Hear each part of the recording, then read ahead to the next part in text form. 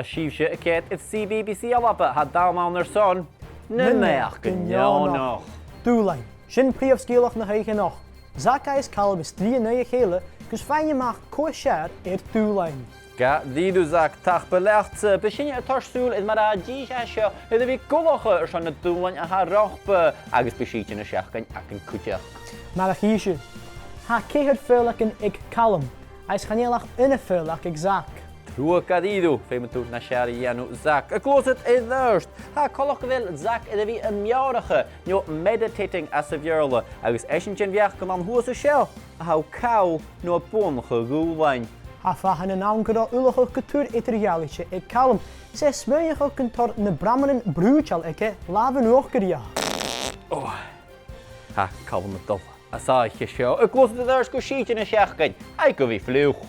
Tú go dtí san níor, chanéalaid féimeas go deiribh, chanéalaid fíor.